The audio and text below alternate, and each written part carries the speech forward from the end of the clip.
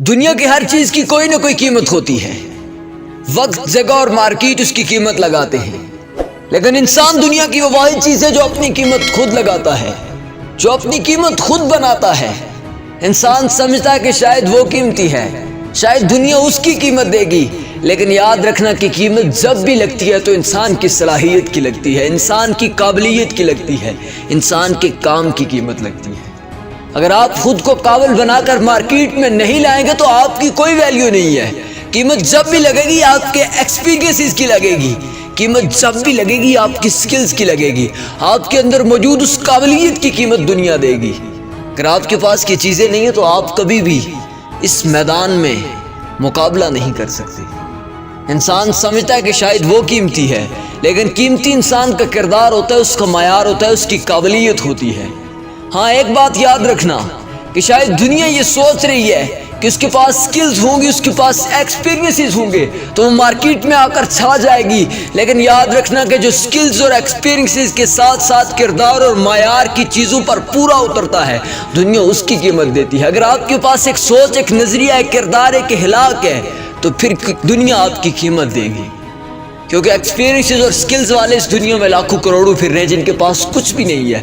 شاید وہ سمجھ رہے تھے کہ دنیا ہماری قیمت دے گی، ہمارے سکلز کی قیمت دے گی، ہمارے ایکسپیرینسز کی قیمت دے گی، لیکن کمپنی اور دنیا جب بھی کسی انسان کو ہائر کرتے ہیں تو سکلز اور ایکسپیرینسز کے ساتھ ساتھ اس کے کردار، اس کے معیار، اس کے نظریے، اس کی سوچ کو سب سے زیادہ پرکھتے ہیں. میں پچھلے دنوں ایک ویڈیو دیکھ رہا تھا، ایک ویڈیو کے اندر کچھ لڑکے ایک کمپنی میں انٹرویو دینے جاتے ہیں. جب انٹرویو دینے جاتے ہیں تو اسی اثناء میں ایک لڑکا کہتا ہے یار تمہاری باری بعد میں ہے، تم اپنی ٹائی کچھ دیر کے لیے مجھے دو، میں اندر لگا کے چلا جاؤں، واپسی پر میں آ کر تمہیں دے دوں گا.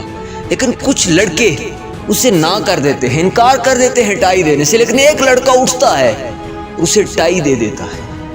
کچھ دیر کے بعد جب رزلٹ نکلتے ہیں تو پتہ چلتا ہے جس لڑکے نے ٹائی دی تھی وہ ہائر کر لیا گیا ہے، کمپنی نے اسے ہائر کر لیا ہے. جب حقیقت کھلتی ہے تو پتہ یہ چلتا ہے کہ جو لڑکا ٹائی مانگ رہا تھا وہی لڑکا اس کمپنی کا باس تھا.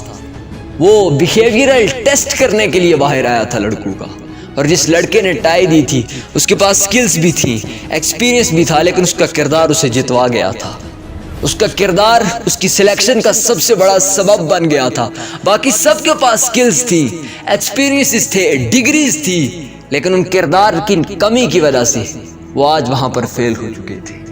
اگر آپ سکلی ہیں، ایکسپیرینسیبل ہیں تو یاد رکھنا کہ اپنے اندر کردار اور معیار بھی پیدا کرنا، یہی چیزیں تمہاری قیمت بھی بڑھائیں گی.